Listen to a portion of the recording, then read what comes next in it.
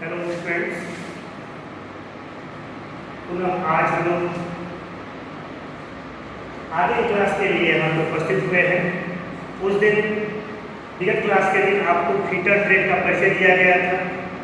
किन किन विषयों पर हमें अध्ययन करना है, क्या क्या फीटर ट्रेड हमको पढ़ना है, जानना है, उसके संबंध में हम लोगों ने पिछले क्लासेस में जाना था।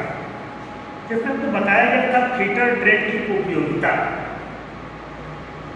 मैं धर्मेंद्र सिंह आदर्श आइडिया हेतुपुर जमानिया में फीटर सेक्टर के पद पर कार्य करता हूँ और आज पुनः मैं आपको फीटर ट्रेड की उपयोगिता के संबंध में बताने जा रहा हूँ।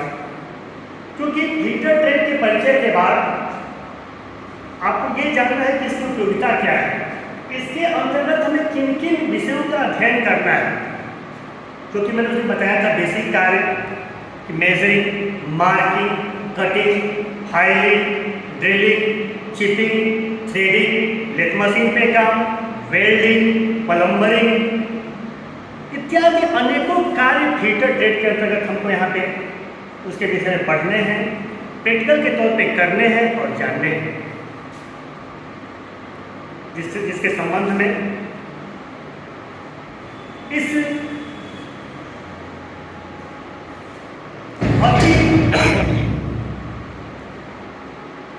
डिमांडेबल ट्रेड फीटर के संबंध में आज की क्लास में इसके कुछ टूल्सों के विषय में हम जानेंगे।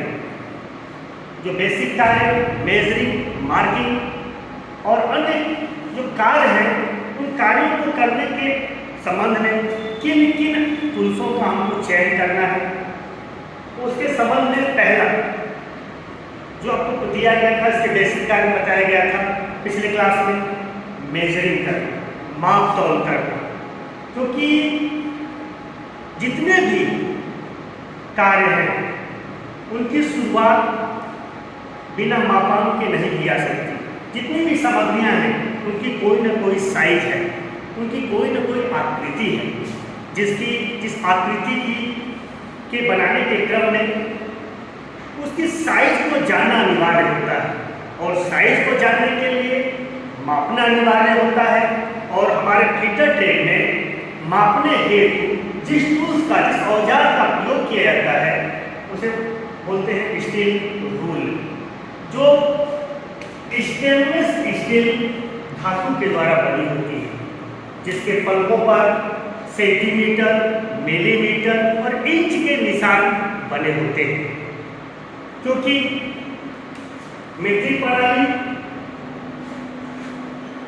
MKS प्रणाली और FPS प्रणाली, फुट पाउंड सेकेंड ब्रिटिश प्रणाली और मीट्रिक प्रणाली मिलीमीटर किलोग्राम और सेकेंड का अध्ययन किया जाता है। इसके अंतर्गत मिलीमीटर, सेंटीमीटर द्वारा मापनी की जा सकती है और इंच से द्वारा मापनी की जा सकती है।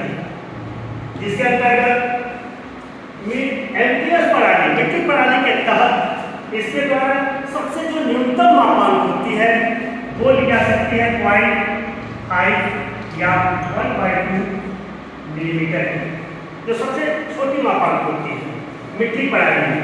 और ब्रिटिश प्रणाली में जो सबसे छोटी मापांक होती है वो होती है 1/64 इंच की मापनी की जा सकती है।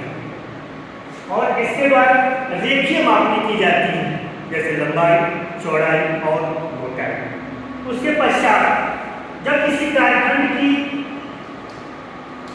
मापनी कर लेते हैं तो मापी गई दूरी की वास्तविक पहचान हेतु, उसके संज्ञान हेतु हम उस दूरी को अमल में लाने के लिए एक निशान लगाते हैं, जिसे कहते हैं मार्क।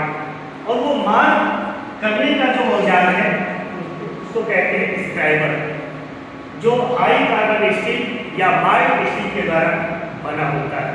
इन दोनों औजारों से एक से आपने मेजरिंग किया और दूसरे से आपने मार्किंग किया। तो आज की क्लास में आपने मेजरिंग और मार्किंग करने के दोनों टूलों के बारे में जाना और इसके बाद अगले क्लास में इसके बाद के टूल्स हेक्सा और फाइल के विषय में, यानी कटिंग टूल्स और फिनिश करने वाले टूल्स के विषय में आपको अवगत कराया जाएगा। तब तक मिलते हैं अगले क्लास में। धन्यवाद।